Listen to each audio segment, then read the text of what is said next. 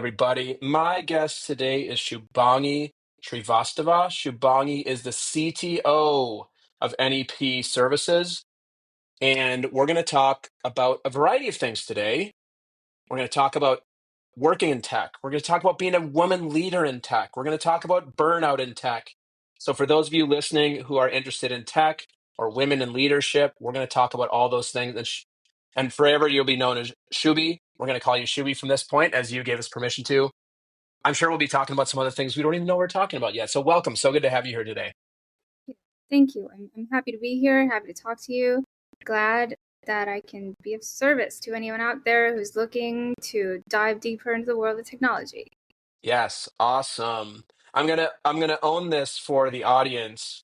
I don't know when we're gonna release this, but we're recording this on Election Day here in the United Yeah. States, Tuesday, November 5th, and there's some stuff going on. And you and I have decided let's just record a podcast because why not? Because we've done what we need to do, and there's nothing we can do to change any of it. So we're going to record a podcast and have a great conversation. And we're doing it on Election Day here in the United States. That's what democracy is about, you know? That's what democracy is about. We do whatever we need to do, and then we go and we'll wake up tomorrow and the next day and the next day and keep doing our thing. Awesome. So before we get into some of the points that I just mentioned, what would you like us to know about you? Let's just go dive into a little bit of a background. Like Jason said, I'm Shubi, born and brought up in India. I come from a very small town in the north part of India and did my school there, did my bachelor's there in computer science and engineering for about 4 years. I worked for a year in India, and then I moved to the United States at the prime age of, I believe, about 21, and decided to dive further into science and technology and do my master's in computer science and engineering. And I did that from California, Cal State Long Beach. And then I joined NEP after my graduation. So I've been at the same company ever since, which is a very, very contentious point for a lot of people in technology because people Yes, it is. very, very, fast-paced switcher people. And I'm an anomaly in that world. I like to see through the things that I've started, and that's how I joined NEP. And I joined Awesome. as a software engineer, and currently, like I said, I'm CTO. CTO. So you've had a nice climb. First pointed question. So you said a very small town. How small was the town that you grew up in? Very small. When the place I grew up, it's basically a factory. It was a factory town. And my dad and everyone else in that town used to go to the same place to work. We would, they would all wear their uniforms at 8 a.m. in the morning. There'd be a siren. Everyone's going to go into the factories and they're going to come back for lunchtime. It was like a very methodical time period situation. Yeah. I loved it. And that was the core of the entire town. It was the factory, and it was based in science and technology because the primary function of those factories were to create turbines for the hydroelectric dams. Sure.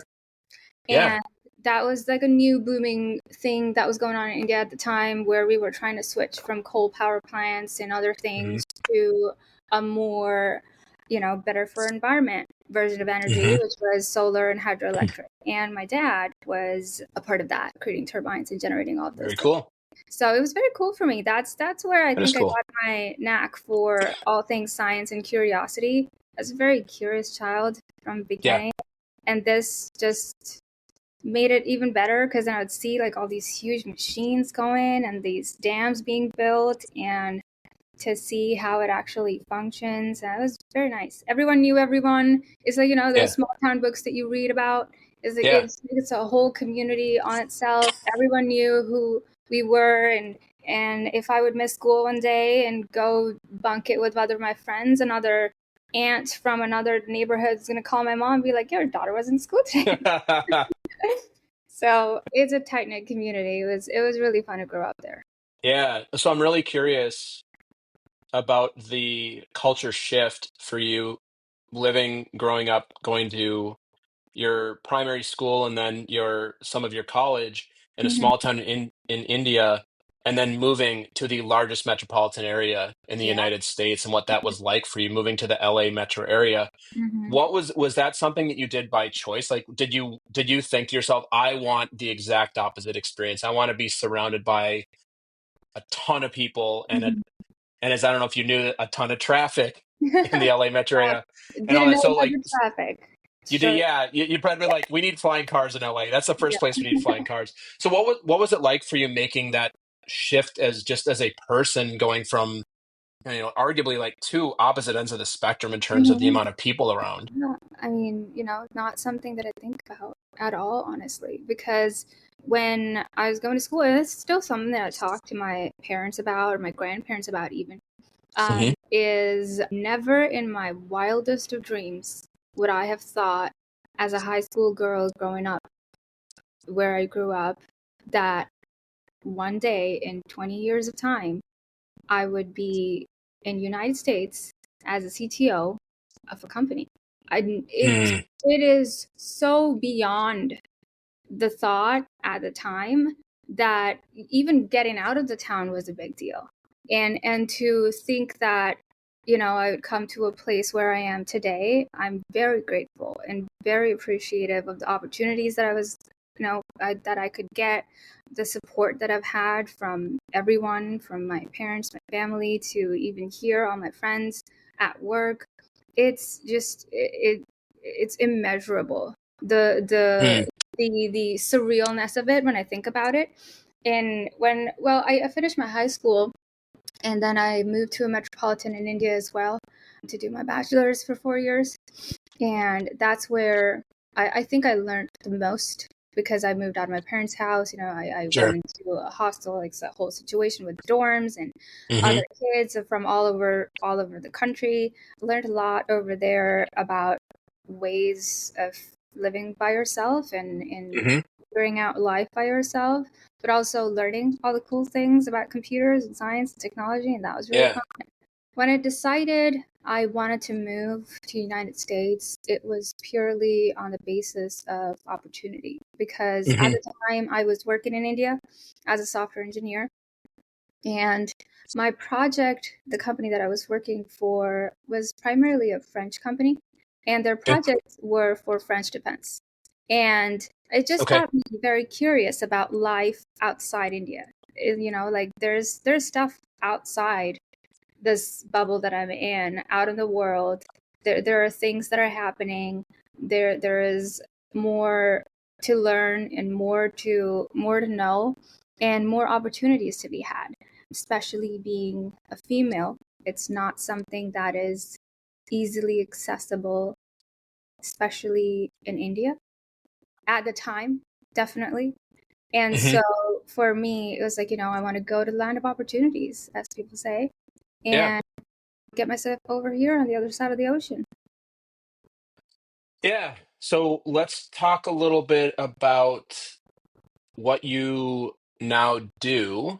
Mhm. And you work at a company called NEP Services, and I happen to know what that is, but I don't think most other people would. So what is it you all do? What NEP kind of Services. development do you do? Yeah, we are a pioneer, I would say, in unions and nonprofit world for Hmm. organizations across North America primarily. And we build software applications for them and that allow for these unions and nonprofit organizations and labor organizations to manage their membership and Yeah. effectively communicate and engage with their members and make sure that they're providing the best benefits that they're providing to their members and the members know about them, because a lot of times Yeah. all of these labor organizations, they're so busy doing the things that they're doing, it's really hard for them to communicate the value that they're bringing to the table to these members. Sure. And that's what we do. We try to engage with the membership. Awesome. We try to create a better system for their people in the office staff. Hmm. Because a lot of these systems are very archaic, very old. Yeah. Unions in America have spanned like, centuries, decades. Yeah. And a lot of these systems, especially on the East Coast side, I've noticed they're very old applications because these cities are older. Yeah. And it's fun to advance them to a newer, more efficient, better technology platform that allows them to do the job that they do just better. Yeah, just better. Yeah, so just to throw this out there for the audience, you all serve fire department, Yeah. fire unions, Hmm. police unions, and yes, being on the East Coast, and I know you're on the East Coast now as well, a lot of those things have been around for over 100 years sometimes. Over Yeah. I don't, I think the New York City police union has been around since the 1800s, if I'm Yeah. not mistaken. It's Yeah. been a very long time. And then you also do this similar work for nonprofits, as you mentioned, Hmm. people like nonprofits that are looking to engage their community through something that is looks and feels modern on whether Hmm. it be their phone or on the web, where Correct. historically maybe they've just been on social media or something. Hmm. So Yeah. giving them expanded reach to stay engaged, which is very To important. have more engagement. Yeah. We Yeah. have a vast suite of technical product applications available to serve multiple purposes. We've got a Hmm. crowdfunding platform that primarily the target audience for that is essentially our client base. It's basically first Hmm. responders, veterans, law enforcement officers, firefighters that were maybe unfortunately injured during a line of duty, or Sure. veterans that need medical assistance and need, some monetary help in that process. A lot of over the last 3 or 4 years, the crowdfunding platform has been a really big help to a lot of our client base in generating Nice. quality financial support for them. So that's a big one that I think I'm very proud of personally, because it's a Yeah. true, direct impact to whoever needs it in a very immediate manner. And then of course the web applications, be it mobile apps, especially for fire departments and police departments. We're also trying to branch into electrical unions, Mm. IBEWs and some of the other steel fitters and just all the unions across the world. Yeah, So UAW, United Auto UAWs, Workers. Yeah. yes, Hmm. yep. So that's been very fascinating because, as I've moved to the East Coast, my interaction with some of the East Coast clients have increased quite a bit. Where I'm like going to the New York offices, or like meeting clients on Long Island, and meeting clients in DC, whether it's like international firefighters or stream fitters, Yeah. or anyone else. And it's very cool to see all the platforms that they currently use and how we can problem solve for them to make the things that they're doing on a daily basis less painful. Yeah. So would you add to your list of things you never thought possible as a high school student, Oh yeah, meeting with the head of the meeting with the head of the union for like totally. Nassau County Police Department or like the Oh, sheriff's department or something? absolutely. It's so funny you bring up Nassau County, because I literally, we've become best friends over the last couple of months. They're one of our clients that I hold Nice. regularly, and I go see them probably every other week. I had no, and by the way, that was a Yeah, of setup. course. I mean, that was not a setup. I had no idea, but I'm also playing the odds that it's either Nassau or Suffolk. There's only two choices for counties Yep. in Long And Island. we work with both of them, funnily enough. So that's Awesome. nice. Yeah. But no, absolutely. This is a dream in every which way. I wouldn't even, if I think about it, a young girl who would listen to stories from her grandmother, and then we would decide, oh, where we'd play this traveling game, and we'd be like, she'd ask me, where do you want to go today? And then just imagine that I'm going to be in New York one day, or I'm going to be in Mm. Los Angeles one day, and I'm going to be in London one day. And to actually be here is is as accomplishing as one can imagine it would be. Yeah, it's beautiful, Shuby. Let's let's dig in on that a little bit. I'm sure there's people listening that they relate to that. Like they're either living a life way bigger than they could have hoped for, or they're not. Hmm. Either way, what do you attribute? What do you attribute? You sitting here with me talking today, and we're talking about meeting with the head of the union of Nassau County, and like we mentioned before, you are the CTO at a decent sized company, creating solutions that people across the world use. What do you attribute that to? I think a lot of it has to do with resilience. Hmm. And I wouldn't personally, for me, not negate the absolute enormous support that I've had, because it Hmm. eases your path, however, whatever that path may look like for you. If you Yeah. have support, it's a lot, it's a paved path instead of you trying to grovel for the road in front of you. So that I think is, I'm very fortunate in that sense that I have had Hmm. support in every way, in every step of the way in my life, whether it is personal or professional. And then also I'm a tough cookie in that sense. I do not give up. I if I put my mind to something, I will not let go until it's done. And so I think for me personally, it would be, those two things where, and also as a person who is just constantly thinking all the time, every time, Hmm. about all the things that I see in front of me. It's all problem, problem, problem. And as a person, to not overthink and believe that Mm. it's okay. It is what it is, and believe that you can do it. That if you're Yeah. here doing something, then truly believe that you can, because it matters. It makes a huge impact. Being positive about your own role in not just your role professionally, but just your role as a person on this earth.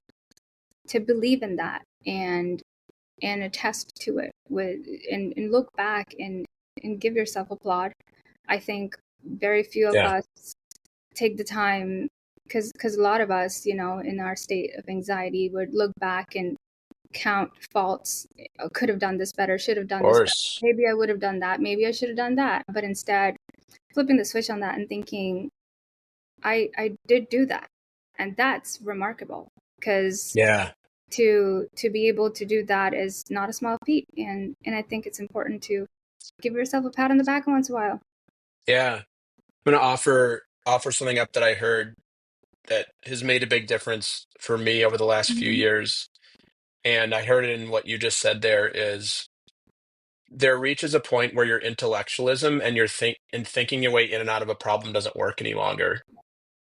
Like and that's what like some people would call it faith or courage. It's like that thing, that personality trait that people go, oh, how do I, and you probably have, I don't know if you do any mentoring, people are like, how do I get promoted? How do I do this? How do I do that? It's like, it's not just a how to.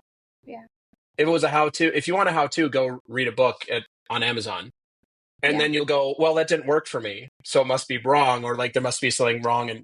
And I think this is something, as we kind of pivot into talking about tech here, Mm-hmm. there's the intellectualization of things and there's the analyzing of things. And then you reach, and there are some things that's great. And there's other things you reach where you have to really know how you feel about it. Yeah. Or you have to, like you said, you had to internalize what I heard you say, and all that is you had to end up owning that like your grit created opportunities for you. And that's not really a thinking thing. I Mm-hmm. don't say grit is not a thinking thing. No. Yeah. Amazing. So let's talk about your career path here. So came to school, you did your thing, you started at NEP Services, and you've been there ever since. And you started as a software engineer, Yes. which I would assert means that you are very good at software engineering. I call it fingers on the keyboard. You could probably do some cool stuff. So Yes. you did that, and you were a computer. You said you were a computer science. You have Mm-hmm. education in that. So Yep. that was in your sweet spot, Mm-hmm. and you did that for a while. Mm-hmm.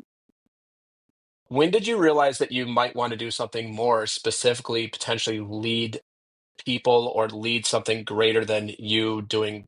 Because there's a lot of amazing people that can have amazing careers just doing that work, Yeah. and they never have to do anything else. And it's a well-paid career, like and you don't have to. So I'm curious for you if you remember the inflection point for you, or if you had an aha of like, oh, I'd like to lead a team, or I'd like to set strategy. As a CTO, I'm sure you're setting Mm-hmm. strategy. Walk us through how that went for you. It's very interesting, because as you say that, I'm thinking about, so many colleagues, friends, other people that I know from the industry that are truly like, no, I don't want to go into the realm of project management or software development Sure. manager, or and that definitely, I think, is an inclination that people have or they don't, whether it's a personal choice for a lot of people, whether Hmm. they love development and they want to continue to progress in that world, and that's amazing because technology can do wonders. And then there are people that, I think for me, I sort of um I think I said it before, have a thing about problem solving. If I see that there is something out there that is being done that I can improve in any way, shape, or form, I would volunteer. And so that was Mm. something that was happening within the company where at the time when I joined, a couple months in, we were working towards a mobile application, and there was a bit of a struggle with the mobile application launch. And I went to our now CEO, Stacey Uden, and it's like, I know I'm new and you have no reason to trust me in any way, shape, or form, Mm. but I've done a lot of this work before in my school with projects on mobile applications, and I would love to take this on and see if I can make this a little bit better. And it just naturally progressed from then to finding more challenges that I thought I could help create better efficiency for, or as I'm talking to at the time some of my team members, and then they had issues, whether it be an SOP related issue or a work related issue or something that they're technically, struggling with. I noticed myself getting gratification from positive impact when other people had more positive impact with their job. Mm. Hmm. And I felt that more strongly than when I did something. And that was for me Hmm. when I realized that I probably want to go more into the realm of people management, Hmm. strategies, and all of that, and less into the world of development. Because I realized that if I solve a problem, I'm happy about it. But if I am maybe coaching someone else to solve a problem, then I'm doubly happy about it Perfect. because I Yeah. impacted, whoever XYZ's job, and thought about themselves to be like, oh, this is amazing, this is so cool, I finished it, and it's very fulfilling for me, I think. Yeah. And that's where it all started. This Very wormhole. nice. The worm, the wormhole of leadership. That's Yes. your first book. You can just take the Oh yeah. wormhole of leadership. Yep.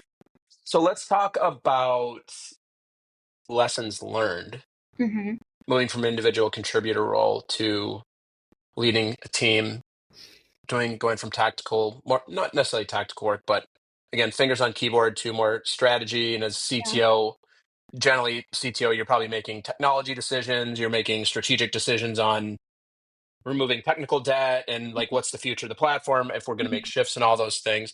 What's been the mindset shift that you've had to really empower in order to make that move and be successful? I think one of the biggest ones for me was that I don't have to do it all by myself. So hard, isn't it?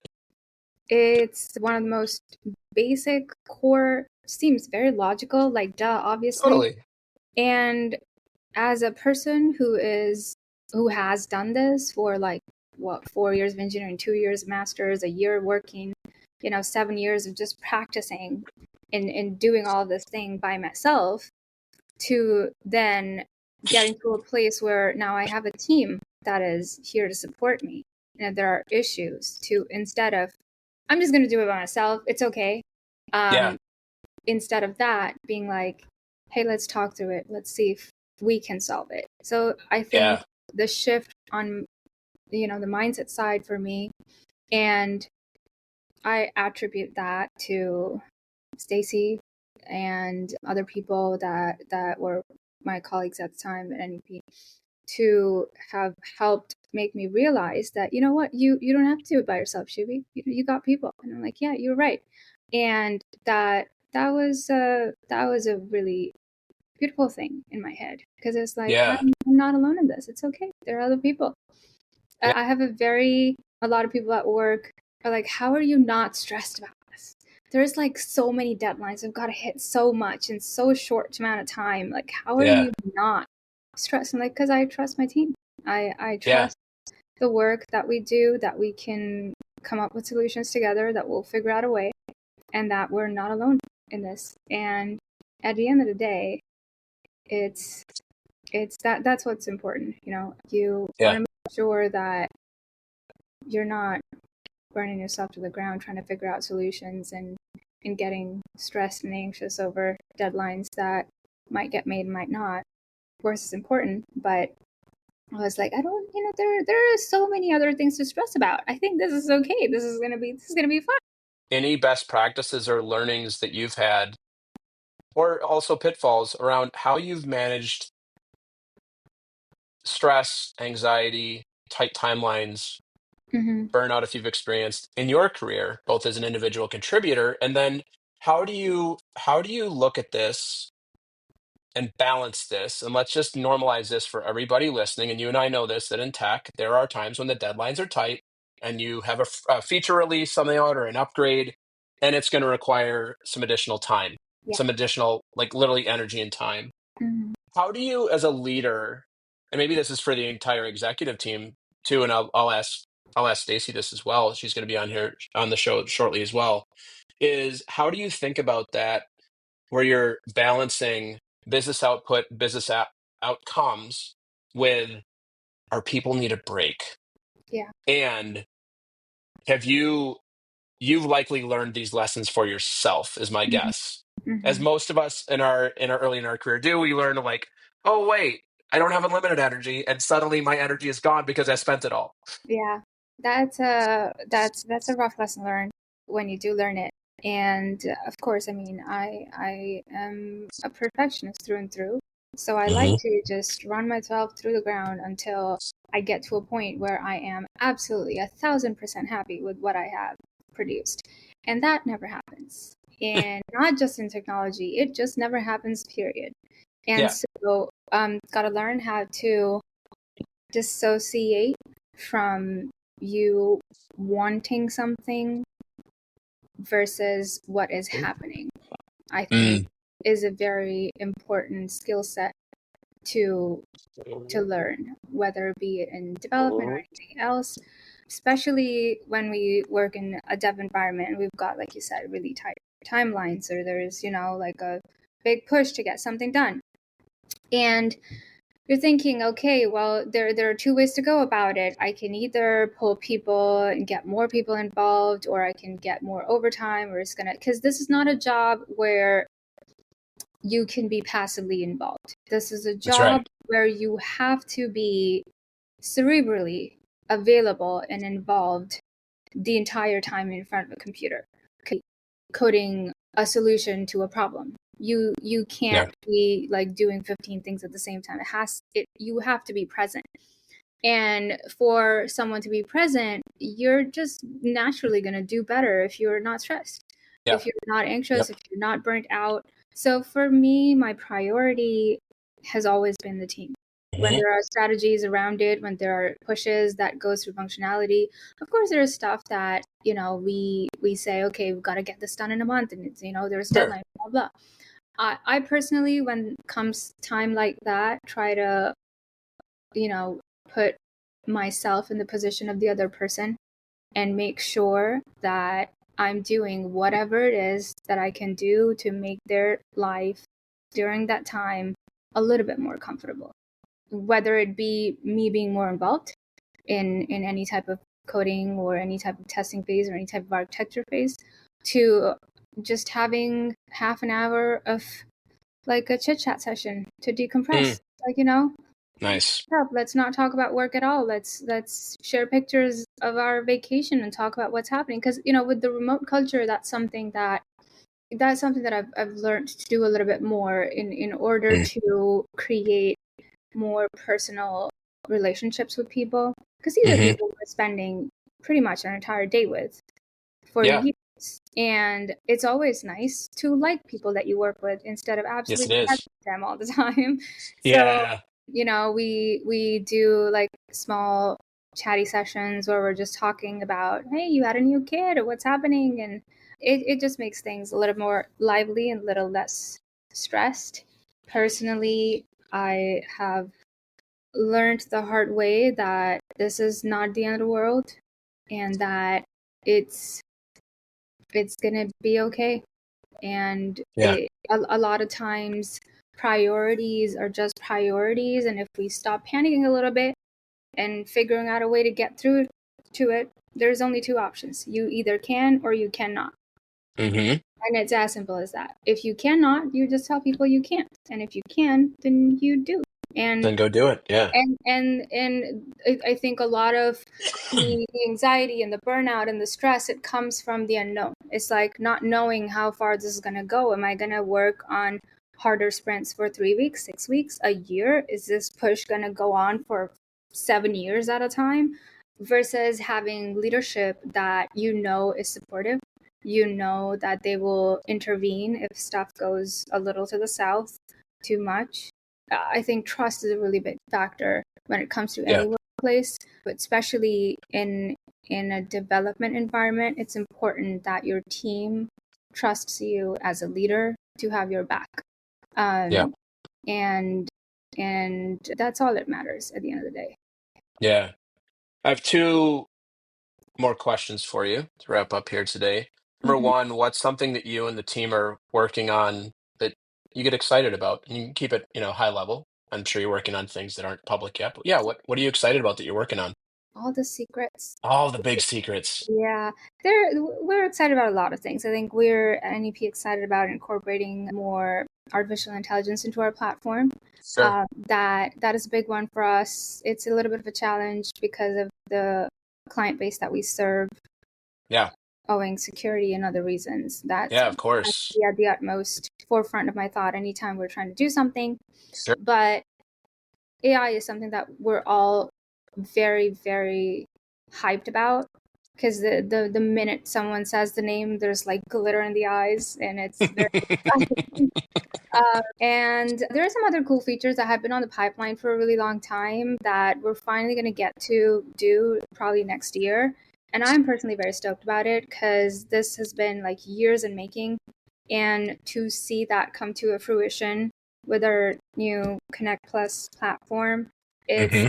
very exciting because we've been whiteboarding this and filling up all the windows and the walls of the offices with all Yeah. sorts of garbage gibberish, and to finally have a thing that's tangible and running and working and helping people, it's absolutely immense. We sometimes get testimonials and stuff from clients, and one of the ones was so amazing that it just made me feel very proud of the work that we do at the company. There are Yeah. cops out there that are touting that the platform allowed them to reach out to the rest of their membership to find a suspect that shot a police. Wow.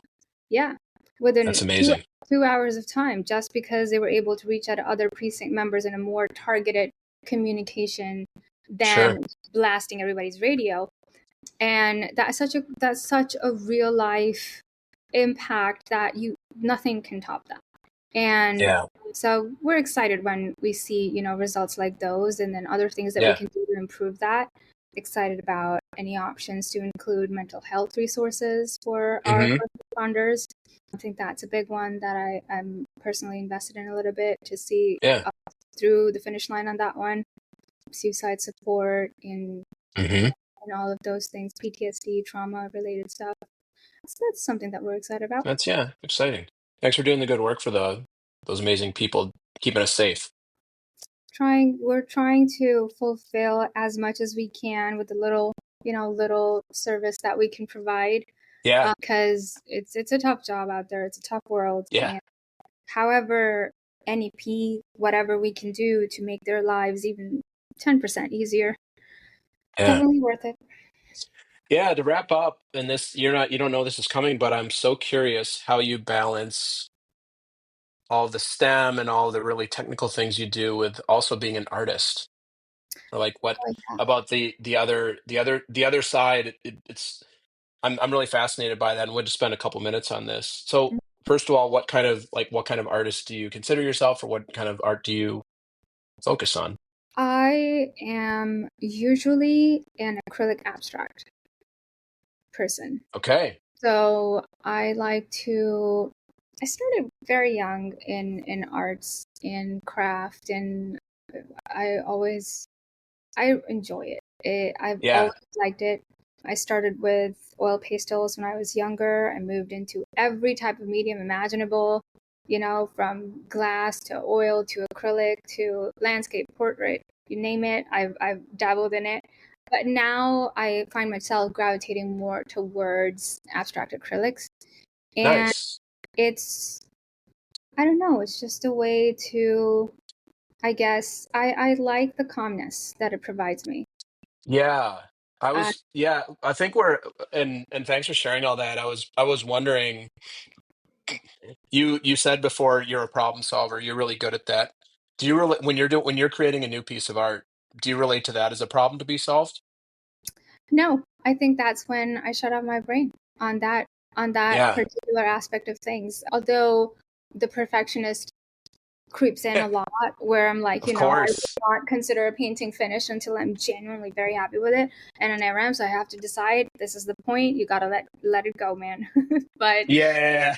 but I think when I'm painting, I try to just it's a me world at the time. It's like, shut Yeah. the noise, do not think about anything else. I love colors. I love the calmness that it brings me in that process. I love not knowing what I'm doing, because mostly abstract Yeah. is there's no plan to it. It's full chaos.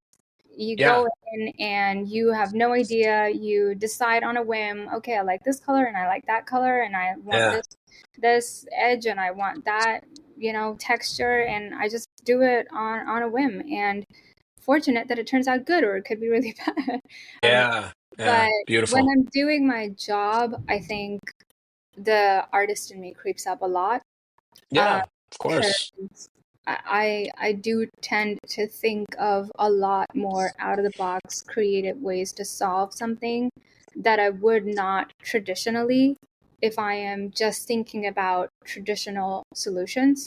Hmm. I was like, hacks and things and switches. Oh, how about we don't use any of this? And how about we Mm. just do a complete 180 and flip? Like, the number of times I have absolutely changed the entire project just like that is astonishingly crazy to me. Because the Yeah. rest of the team is like, you spent 2 months making this and you're okay. And I'm like, yeah, yeah, I'm Yeah. as long as whatever we're doing gets us to a better finish line, absolutely. Yeah. Doesn't Stewie, matter. I'll wrap it up. I think that's such This is just my opinion. I think that's so healthy to have something where you're spending time in like quantitative and coding and managing other folks like that, to have some sort of outlet that is the opposite. And I had a feeling that was going to be your answers. I'm like, oh, abstract. Like, that's not a problem. You have no idea. You're just like, turn off that part of your brain and just allow it to free flow. So my encouragement is, and I'm going to speak for you because I'm sure you'd say the same thing, if you are a kind of a right brain problem solving, you love that, find something that allows you to turn that off, that's really healthy for your brain and for staying in your executive state for longer. Mm-hmm. And the other thing that I heard in all that is, like, the science of that is, we're only creative when we're in the executive part of our brain. When we're in Mm-hmm. survival state, burnout, Yes. deadlines, Yeah. stressed, we lose our creativity and we go to the thing we know to do, which is intellectualize things, Yeah. the things we've done. But our brain goes, hey, it's not important that we're creative. We shut that off. So my Yeah. encouragement to you, I want to give a quick shout out to this. If anybody's listening and they're interested in that, my friend Dr. Eugene Choi, he's been on the podcast a couple of times. His whole episode is about executive state and survival state That is functioning. so cool. And Yeah. yeah, it's very cool in the human brain. He does a lot of neurology things. Well, Mm. Shubi, amazing conversation. Congratulations. Thank you. Congratulations to you and the team. Thanks for doing all the great work you're doing, like I said, to our first responders and all the people you're keeping safe and connected with their communities. And enjoy your next trip to Nassau County. I didn't, that was Thank you so very that was so random. I had no idea. much. And yes, and keep up the good work with you and the rest of the team over there at NEP, and we'll talk to you again soon. Yeah, I appreciate your time today. It was an absolute pleasure. Thanks, Joey. Thanks for listening to another episode of Talking to Cool People with Jason Frizzell. If you enjoyed today's episode, please tell your friends. Follow us on Instagram and Facebook and give us a shout out, or take a moment to leave a review on iTunes. If something from today's episode piqued your interest and you'd like to connect, email us at podcast@jasonfrizzell.com. We love hearing from our listeners because you're cool people too.